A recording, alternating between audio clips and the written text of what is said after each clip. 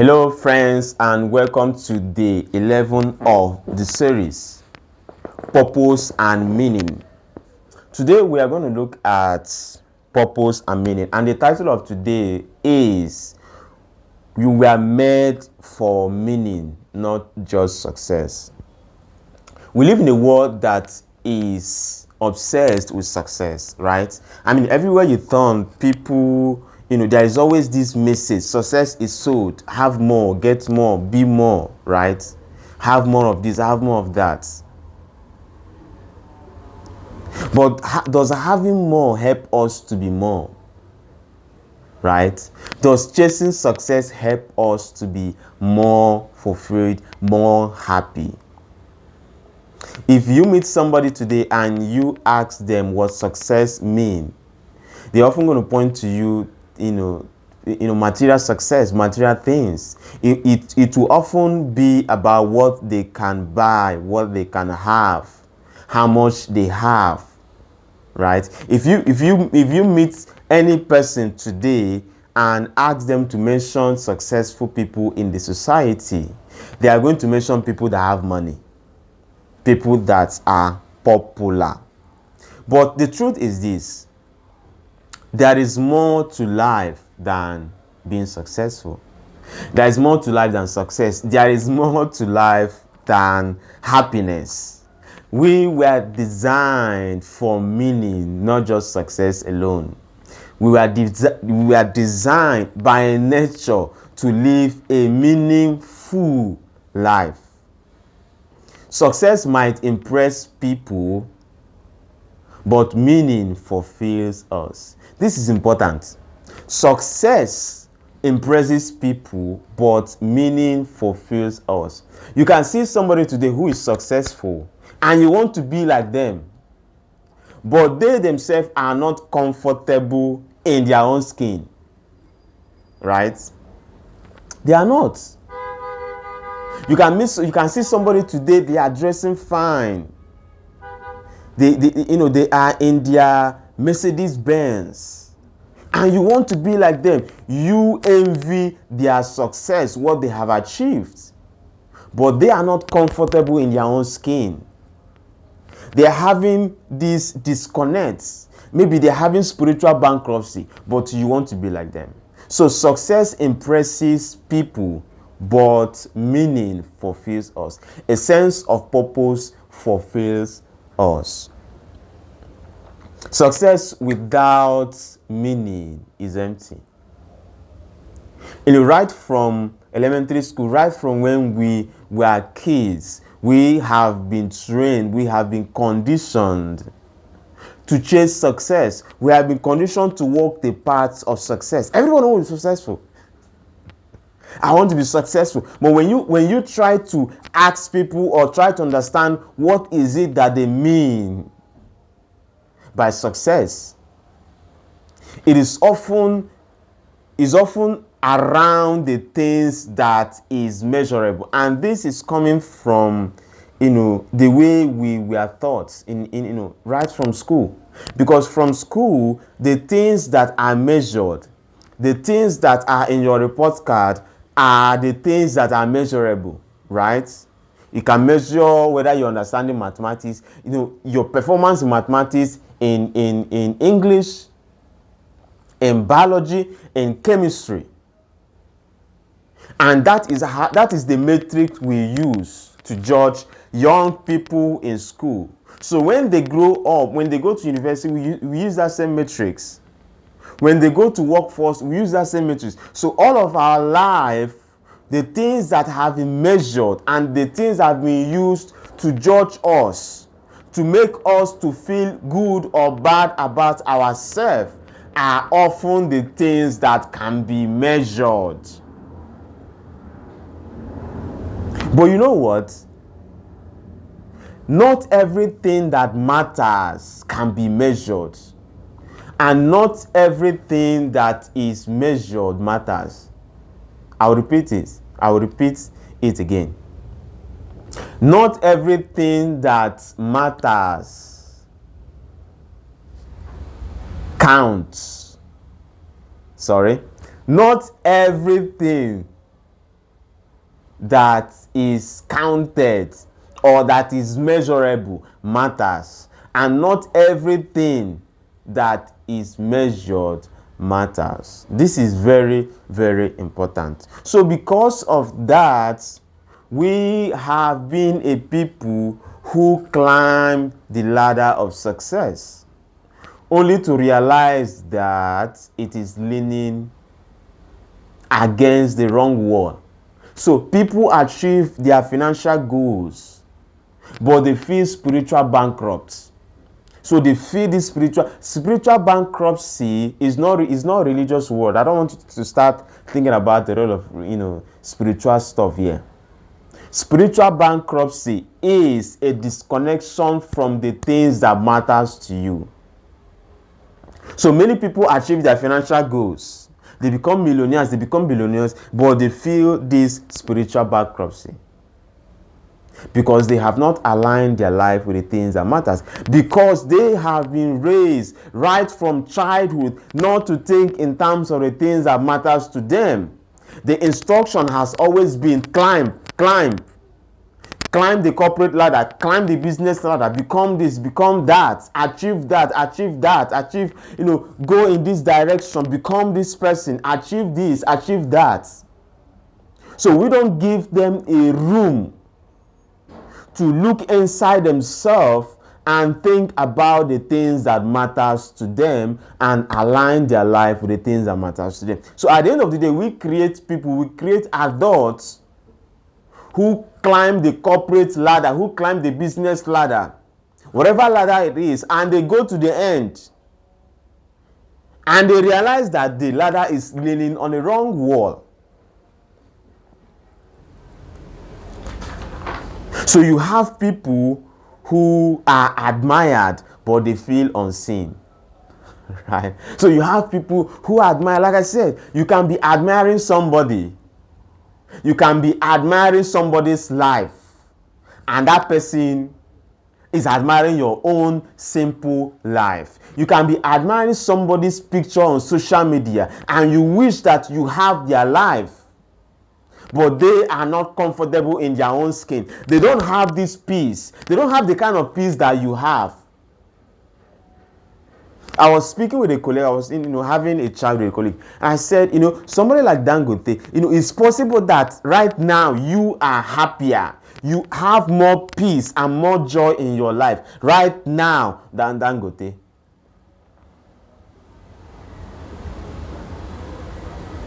Right? Because we live in a society that wants us to chase after success. And when they mean success, that wants us to be ambitious of the great things, of material things. I want, when we ask people to dream big, to shoot for the stars, is often about success. It's often about success. Now, I'm not saying something. I'm not saying anything is. I'm not saying it is wrong to be rich. I want to be rich, and I will be rich. I'm not saying it's wrong to want to have material things. But I'm saying is that when we keep pushing people to climb ladder, to chase after things, to go the path of success, are they rooted in meaning? Are they rooted in purpose? Have they ascertained that the ladder they are climbing is leaning against the right wall? And are they also open enough to pause regularly at certain points in their life to do a self-appraisal, to do evaluation of their life, to ascertain whether the ladder whether the wall, the ladder they are climbing, is the right wall? Somebody said, I can't remember the name of the author. He said something. He said, a life that is unexamined is not worth living. An unexamined life is not worth living.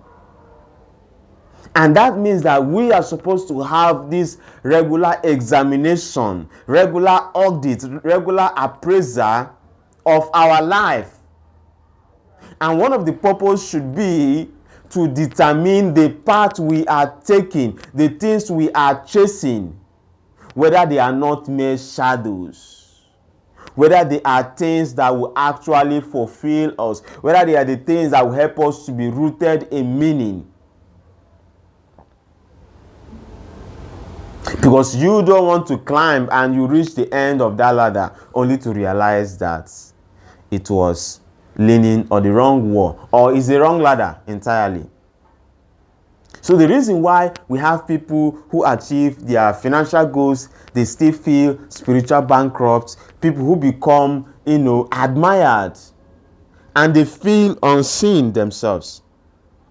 So we have people who are productive, but they feel disconnect from what matters. The reason is this: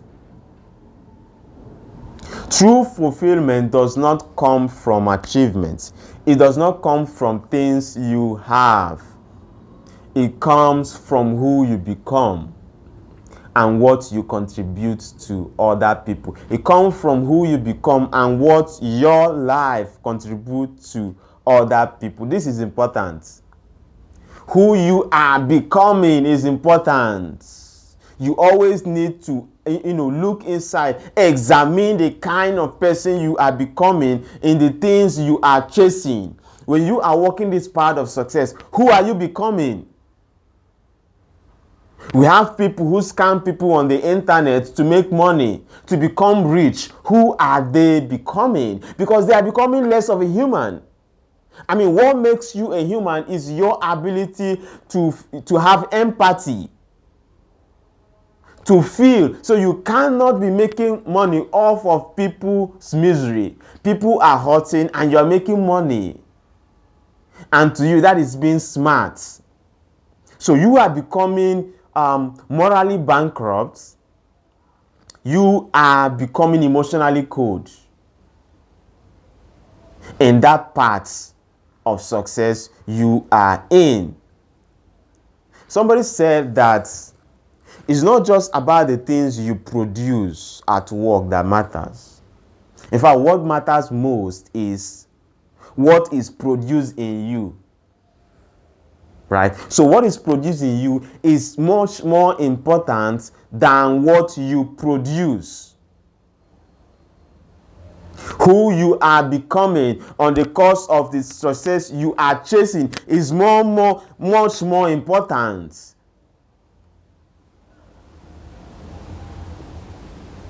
than what you are going to earn, than what you are going to have.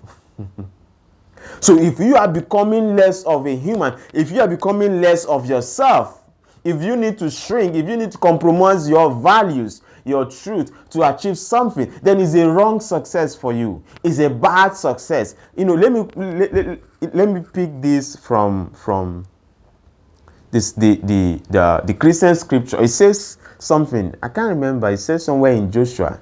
He said that you should meditate in this word day and night, right? So that you might have good success. So he's saying that we have good success and we have bad success, right? So the bad success is having success in the way we define in society, but you are not rooted in purpose. Success without meaning is failure. Is bad success. Like Anthony Robbins said, he said success without meaning is the ultimate failure.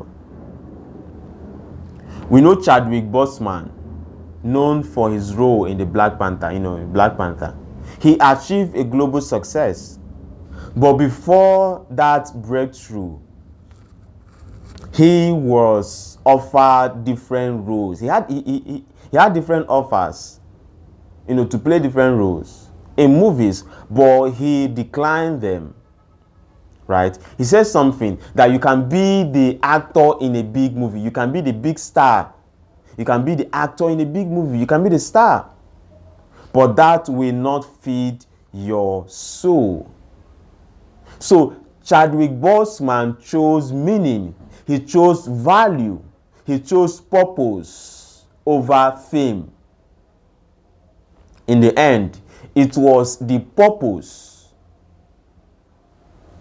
in his role. It was the purpose in his role, and that role is to tell the stories of African black heroes and black icons through his movies, to tell their stories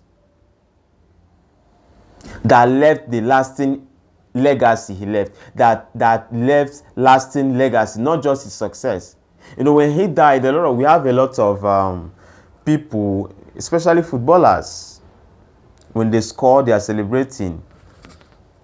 You know, even Messi did that because this guy touched them. This guy, this guy influenced them.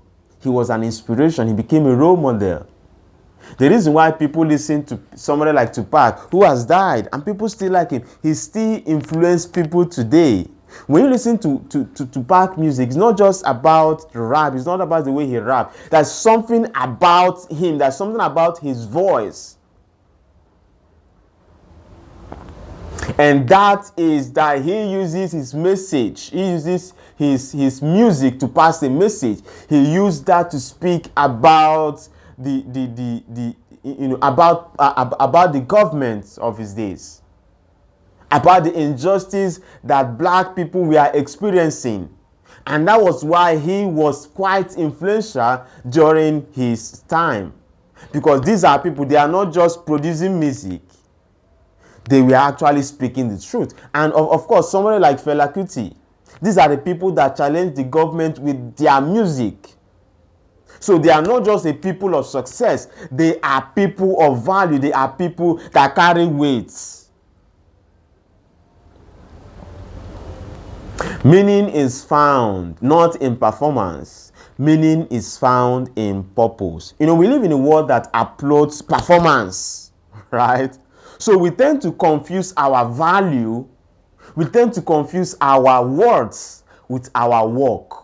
We tend to equate our sense of self with how much we earn, how much like we have, how much money we make.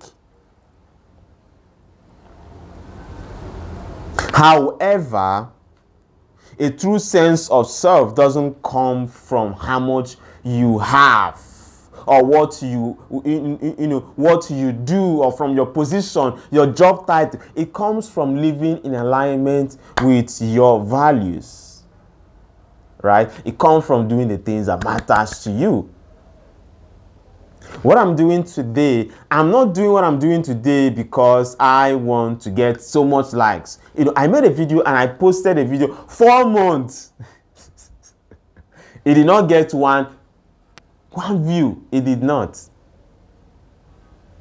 Did it stop me from making more videos? It did not, because I am not doing this thing so that I will be popular. Right? I'm not doing this thing so that when I'm on the monetize, I will monetize on YouTube. That is not my motivation. The numbers are not my motivation. In fact, sometimes when I post videos on YouTube and I see, wow, people are liking it, I'm like, wow. Right? It's not about that. I want people to like it. If people are going to like it, it's not just about the fact that I'm posting it, or it has to be that what I'm saying makes sense. And that is my motivation for doing this, not numbers. So I'm willing to do this whether or not the engagement is high, whether or not it's monetized. I'm willing to do this because I believe that it's going to bless somebody, because it is a work that worth doing. Because it has to be somebody who does this, who says this, because it will bless somebody. So I tell people, sometimes people are worried. People have things that they want to do, the things they care about, but they are often worried about numbers, about likes, about followers. Followers. You have to monetize it. You have to calm down. If there's something you are passionate about and you care so much about, do it. Stop worrying about the numbers. Stop worrying about monetization. Do it. You don't have to quit your job. You don't have to stop the business you are doing. You can do that part time. You can spend 1 hour, 2 hours in a week and do that. If you think there's a message you can communicate, if you think there's a virtue you can communicate through singing, sing and put it out there. Let it bless people's life. But the challenge is that when people are one of the reasons why people don't pursue their passion, or one of the reasons why people don't do things they care about, is that you are often worried about whether or not they are going to be popular, whether or not they are going to be famous. If you are passionate about music or about teaching or about anything, do it. If you care about helping young people to understand mathematics, teach mathematics, put it on YouTube. If it blesses one person, that is okay. That is a great work.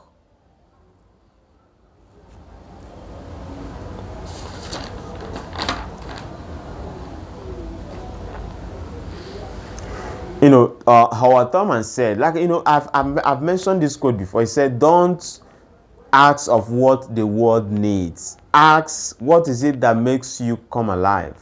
And go do it. Because eventually what the world needs is people who come alive. If you care about this, if it makes you to come alive, go do it. You enjoy playing football, but now you are worried whether how you're going to combine your job and football. Play football, enjoy yourself. The most important thing is what is it that is, what is the, how do I put it? What is the element? What is it? How do I put this word? I'm looking for something. What is the seed of your passion in relation to football? What is the message you want to pass? Why are you so interested in playing football? If you think about it that way, you may realize that you don't need to play at a professional level. You can still play in your local team. You can still become a coach for teenagers. You can still talk about football passionately and do the analytics. And people will like it. People will resonate with you.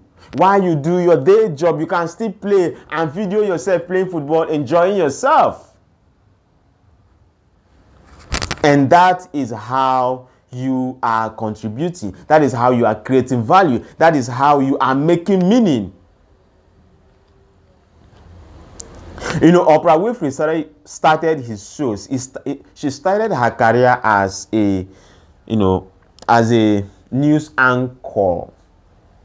But she was told that she didn't fit in, right? So after being fired from her job, she found her voice in storytelling and empathy.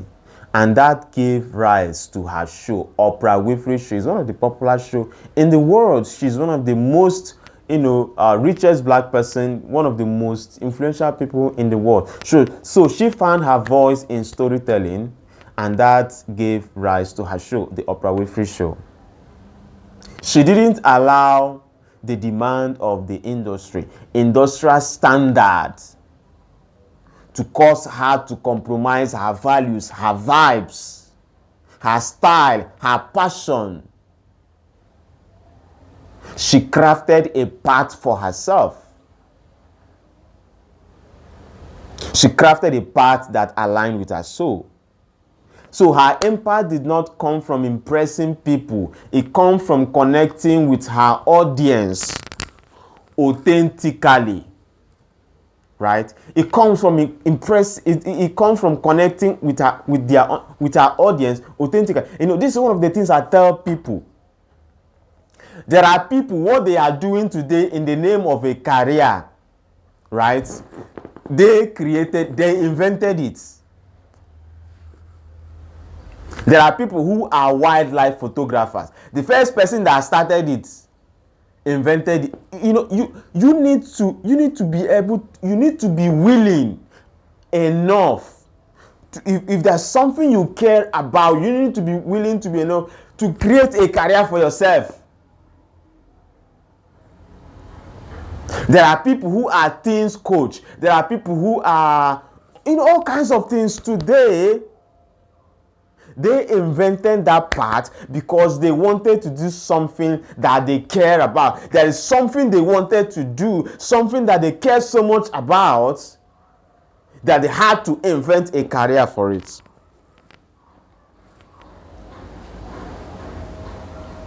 Right? Yes. So I tell people, if there's something you care about, do something about it. Right? Because when you are doing that, you are blessing people. You are creating value. And that is what the world needs. And eventually, people are going to appreciate you. Even though they don't appreciate you, your motivation is, you are not looking for applause or likes or followers. Your motivation is that this thing needs to be talked about. Somebody needs to be doing this. Your motivation is that what you are doing is going to bless people, and you do it. A life of meaning leaves legacy. Meaning leaves legacy. At the deathbed, no one says, I wish I had more money. Right? I wish I spent time at work. I wish I came from overtime. I wish I opened my shop on Sundays. Yeah, some people open their shop on Sundays. My Igbo brothers, right? So nobody on their deathbed regrets not doing more, not having more.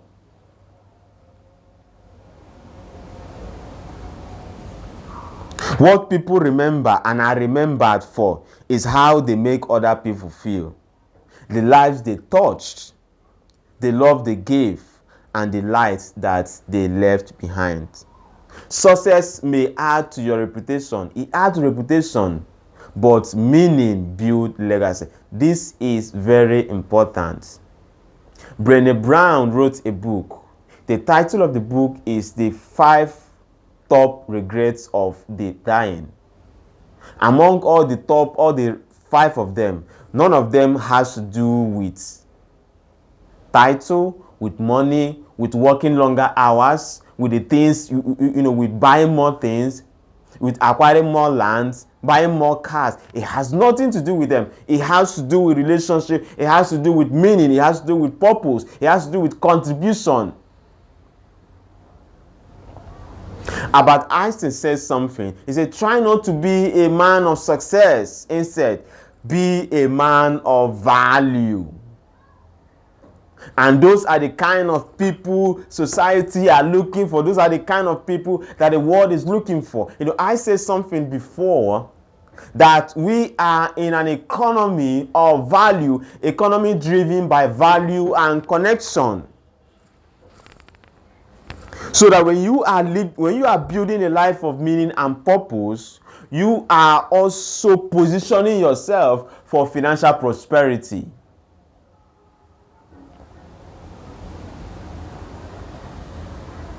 So I want to encourage you and challenge you to seek meaning. David Brooks, the professor of happiness, he says something, that satisfaction in life is, the equation is this: wants, your want divided by your half, right?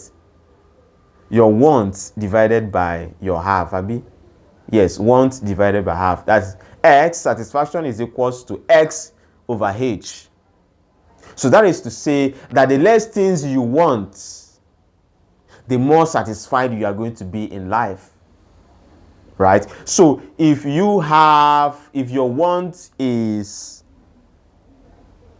100,000 and your half is 200,000, right? You are going to be satisfied. But see the point here. The point is this. Somebody argued that you don't necessarily need to live below your means. Try to expand your means, right? whether it's living below your means or expanding your means, right? Expanding the things that you have, your capacity to have, so that your want can increase and you will still be satisfied. But I have a third alternative, and the third alternative is this. It's a proposition. Is to be rooted in purpose. One of the things that purpose does is that purpose has a way it helps us to reduce our wants. Yes, because when you are rooted in purpose, wow. Because when you are rooted in purpose, you are at peace with yourself. You are at peace. Right? What do I mean by peace? I'm not just saying peace of mind. You are at peace. You are not, that nothing is lacking. I don't know how to say this. No, nothing is missing. You have this peace that where you are right now is where you are supposed to be.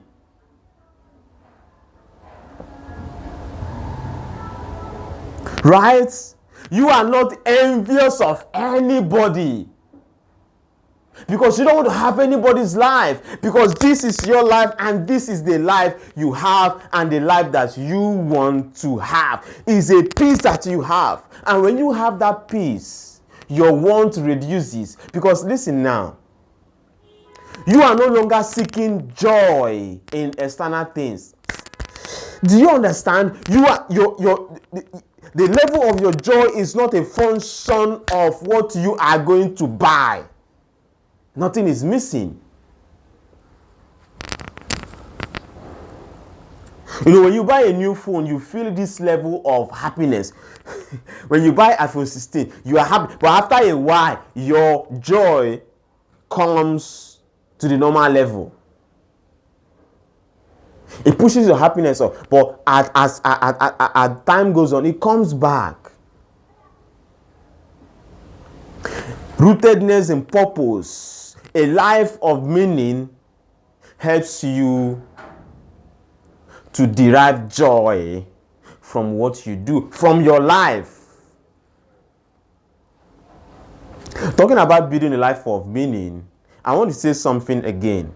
We live in a society that wants us to be busy, that wants us to be human doings and not human beings. You need to find a way to have recreational activities, whether they are going to be hobbies, that you don't think in terms of monetizing. To me, it's playing table tennis. It's something I enjoy doing. It can be football. It can be anything for you. It can be drawing. So you need to create time for that.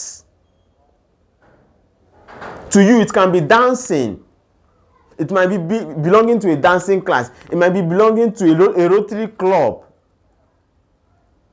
It might be belonging to an NGO where you go and you offer your service for free. That gives you a sense of belonging, a sense of purpose, a sense that your life is contributing to something that is bigger than you. Your life is a part of something that's bigger than you. It gives you a sense of purpose, and it helps you to build a meaningful life. So I want to challenge you. Find an activity that puts you in the flow, right? That makes you to come alive, that gives you a deep sense of meaning and satisfaction, and make it a part of your life.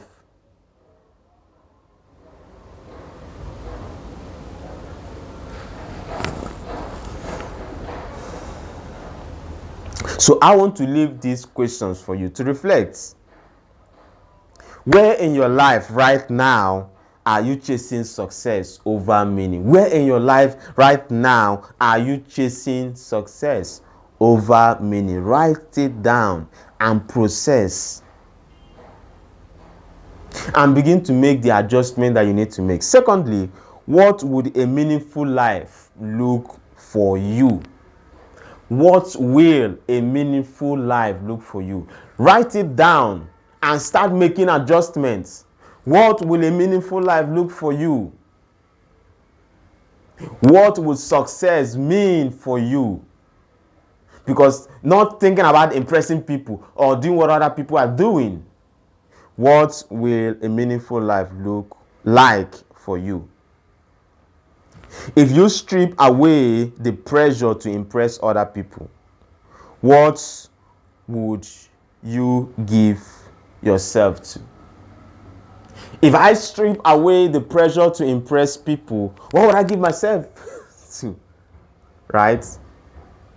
What would you give yourself to? Now, I'm not saying that you should quit what you are doing to go and do that.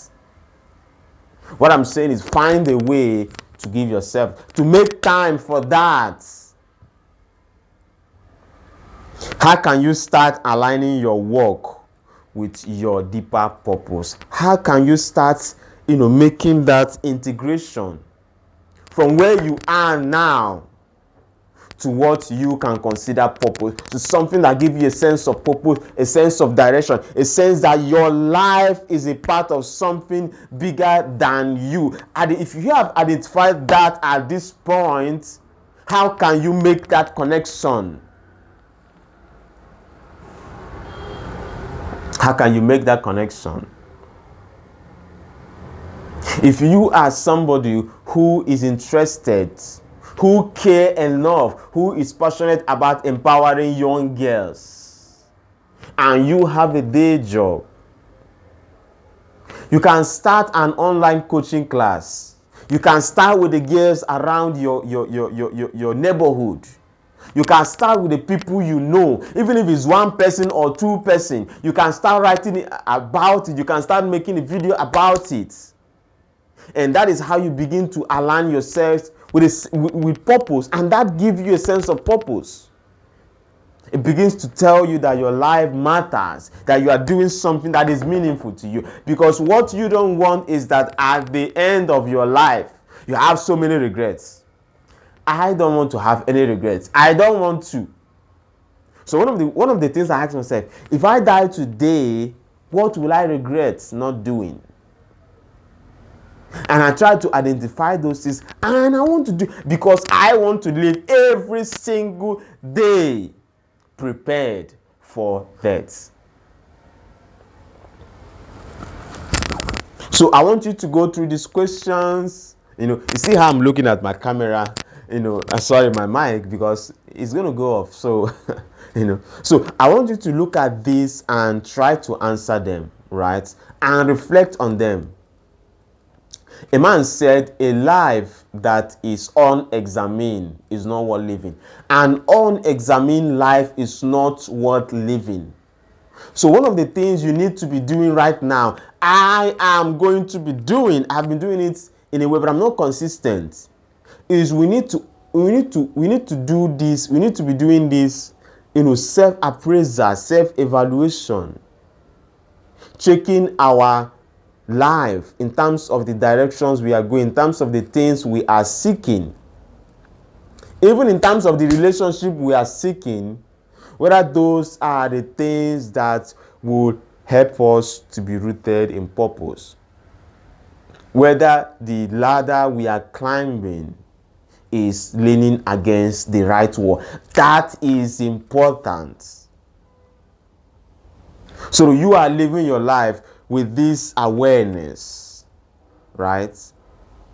That you are in the right direction. Like I said, if you move the direction of success,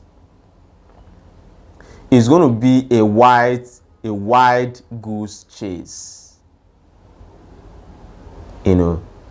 If you are seeking happiness, you are not going to get it. If you are seeking success, when are you going to know when you have successful? Right? We live in a society of more. When will you know you have had enough? Because success is always about the next thing. Because seeking for success, it tells you that your happiness or your sense of fulfillment is in an outcome.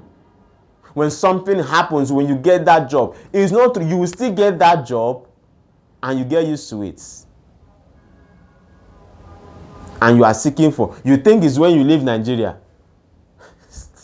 You think you will now be satisfied and you will now be at peace when you get to UK, be at peace now. So you are not going to UK because you are seeking for happiness. You might go there and you find out that there is no happiness there. Joy, happiness, peace, it has to be right now. You have to be right now, this present moment. And one of the things that helps you to get that right now is when your life is meaningful, when it's deeply rooted in purpose, when you are living in alignment with your values. So I'm going to stop here. I want you to put your question down. There are things I wanted to say I have not said. My camera is getting hot. I'm going to, I have to stop right now. But I want you to put your questions and I'm going to engage you. If you have any question, I want you to put it there. If you want to reach to me, you can reach to me. We can talk more about this. Thank you. See you in the next episode. Episode 2. Thank you.